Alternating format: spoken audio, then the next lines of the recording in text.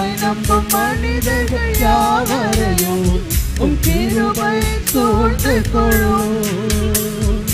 உம்மை நம்பும் மனிதர்கள் யாவரையும் உம் கிருபை சூழ்ந்து கொள்ளும். குற்றப்பட்டு போவதில்லை, நான் வெட்கப்பட்டு போவதில்லை. குற்றப்பட்டு போவதில்லை, நான் வெட்கப்பட்டு போவதில்லை. உம்மை நம்புவேன், நான் உம்மை நம்புவேன். முடிவு பரியந்தம் உம்மை நம்புவேன். உம்மை நம்புவேன், நான் உம்மை நம்புவேன். முடிவு பரியந்தம் உம்மை நம்புவேன். உம்மை நம்புனா பாக்கியவான், உம்மையே நம்பியிருப்பேன். உம் அன்பை நம்புனா பாக்கியவான், அன்பையே நம்பியிருப்பேன். உம்மை நம்புனா பாக்கியவான், உம்மையே நம்பியிருப்பேன்.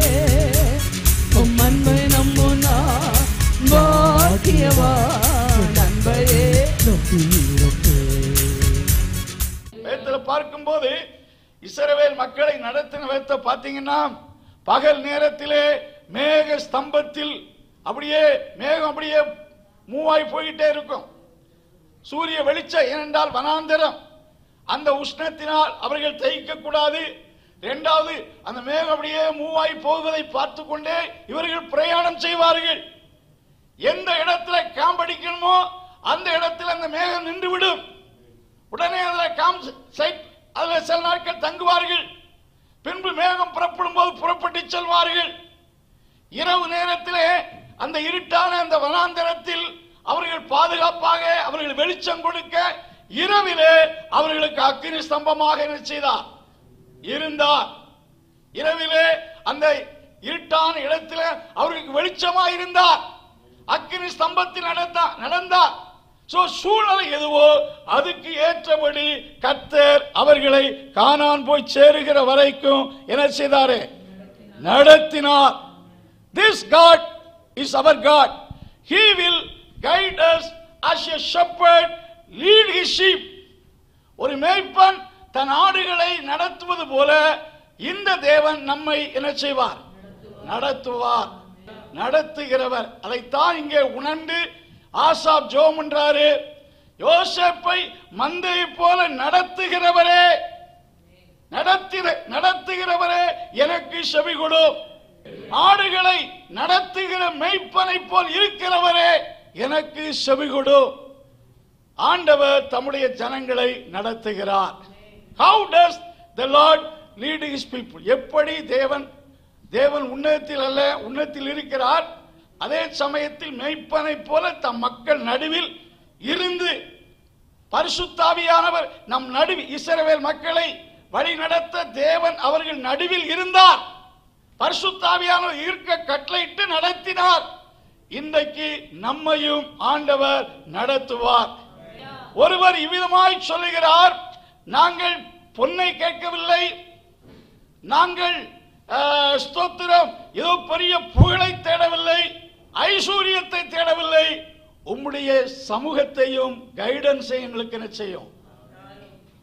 ஸ்தோத்திரம்.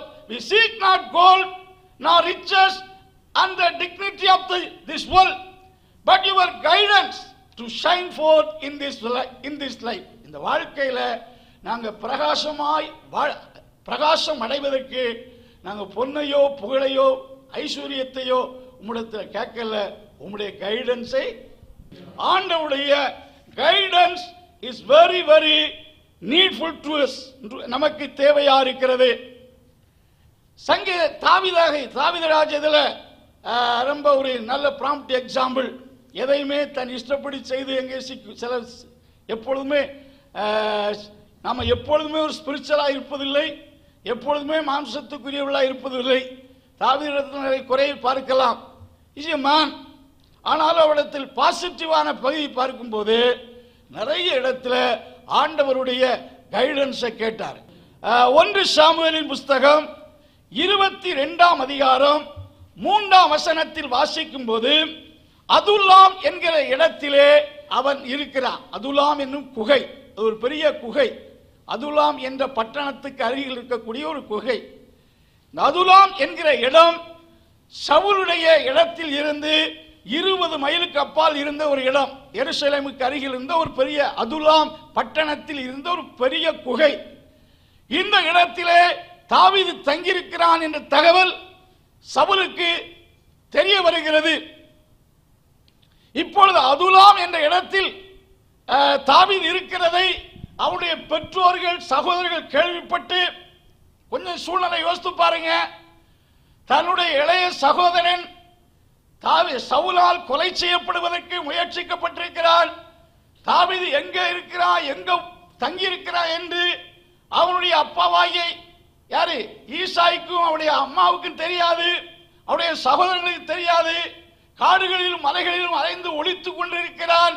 இப்படி இருக்கையில் அவருடைய பெற்றோர்களுக்கும் சகோதரர்களுக்கும் இப்பொழுது நம்முடைய மகன் தாவீது அதுல்லாம் என்னும் கபியில் வந்திருக்கிறான் என்று தகவல் கிடைத்தபடினாலே உடைய சகோதரர்களும் தாயாரும் ஓடோடி தன் மகனையும் சகோதரனாகிய தாவீதையும் பார்க்க விரைந்தார்கள்.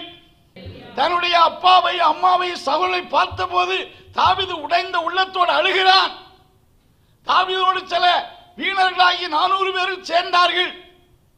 ஆனால் தன் அப்பா அம்மா தன்னோடு வந்த இந்த நேரத்தில் சவுல் ஒரு பொல்லாதவன், அவனால் என் அப்பா அம்மாவுக்கு பாதிப்பு வரக்கூடாது என்று உணர்ந்து அவன் குறிப்பாக நீங்க வேதத்தில் வாசித்து பார்க்கையில், David went unto the king of Moab and said unto him, let my parents be with you till I know how God will guide me. தாவீது அவ்விடத்தை விட்டு மோவாபியரை சேர்ந்த மிஸ்பேக்கு போய் மோவாபின் ராஜாவை பார்த்து, தேவன் என்னை எப்படி நடத்துவார் என்று, இந்த காலகட்டத்திலே தேவன் எப்படி என்னை நடத்துவார் என்று நான் அறியும் மட்டும் என் தகப்பனும் தாயும் உம்மிடத்தில் இருக்க தயவு செய்யும். ஏன்னா அவனுக்கு தெரியும், ஸ்தோத்திரம், சவுல் பொல்லாதவன், தாவீதை பிடிக்க முடியாவிட்டாலும் அவனுடைய அப்பா அம்மாவை பிடித்து கொண்டால் தாவீதை பிடித்து விடலாம் என்ற எண்ணத்தில் அப்பா அம்மாவுக்கு சேதம் விளைவித்து விடுவான் என்று தெரியும். ஆகையால் தான் ஸ்தோத்திரம், என் அப்பா அம்மாவின் பாதுகாப்பை கருதி அந்நிய தேசத்து ராஜாவிடத்தில் போய் அவர்கள் உம்மிடத்தில் அப்பா அம்மா கொஞ்சம் இருக்கட்டும், எதுவரைக்கு என்றால் கர்த்தர் என்னை எப்படி நடத்துவார் என்று நான் அறிய மட்டும். கர்த்தர் எனக்கு என்ன செய்ய போகிறார், கர்த்தருடைய சித்தம் என்ன, கர்த்தர் என்னை எப்படி நடத்த போகிறார் என்பதை அறிய மட்டும். It was a trial time to David. அது ரொம்ப கஷ்டமான நேரம். அதுல்லாம் இடத்துல தாவீது இருக்கிறார் தகவல் 20 மைலுக்கு அப்பால் இருந்த சவுலுக்கு அறிவிக்கப்பட்டது. என்ன ஸ்தோத்திரம், மோசமான சமயம். தாவீது புரிந்தார். ஏனென்றால் சவுலால் தீங்கு தகப்பனு வந்துவிடும் என்று உணர்ந்ததை செய்கிறார். இந்த இடத்துல ஆண்டவர் என்னை எப்படி நடத்துவார் என்று அறியும்படி. In the time of distress or trial, we must seek the guidance of God. ஸ்தோத்திரம், ஆண்டவருடைய சமூகத்தை தேடணும். ஏனென்றால் கஷ்டமான நேரத்தில் ஆண்டவருடைய வழியை விட்டும் ஆண்டவருடைய பாதையை விட்டு விலகுவதற்கு அதிக சந்தர்ப்பங்கள் நமக்கு உருவாகக்கூடும். நாம் கஷ்டமான சூழ்நிலையில் மிஸ்டர் சாத்தான் வருவான். சாத்தானுடைய ரெப்ரசன்டேட்டிவாக செயல்படக்கூடிய சில ஈவில் பீப்புள் வருவாங்க. அந்த சோதனையான நெருக்கமான சூழ்நிலையில் நாம கடவுளுடைய வழியை விட்டு விலகுவதற்கான சந்தர்ப்பங்கள் வாய்ப்புகள் நமக்கு அதிகம் உருவாகும். அப்படிப்பட்ட நேரத்தில் தான் நாம ஆண்டவரை அதிகமா என்ன செய்யணும், என்ன சொல்லுங்க, ஸ்தோத்திர, சாத்தான், செல்ஃபிஷ்னஸ், சின் ஆர் தி ஸ்தோத்திரம் ராங் கைட்ஸ். இப்படிப்பட்ட நெருக்கமான நேரத்தில் நம்மை தவறுதலாக நடத்திவிட முடியும். ஆகையால் தான் இந்த time of trial we must seek the guidance of God. That is very important. அல்லேலூயா.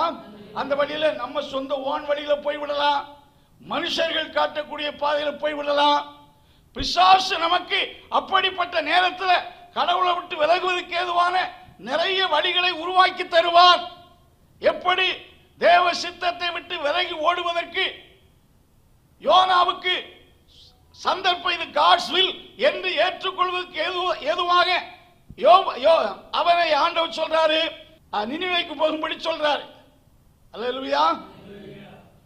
யோப்பா பட்டணத்திலிருந்து நினிவேக்கு ஒரு 500 மைலுக்கு அப்பால் இருக்கக்கூடிய நினிவேக்கு போய் ஆண்டுடைய வார்த்தையை சொல்லும்படி சொல்றார். அவர்கள் கெட்டு போக கூடாது, மனம் திரும்ப ஒரு வாய்ப்பை கொடுக்கும்படி கர்த்தர் விரும்பி சொல்றார்.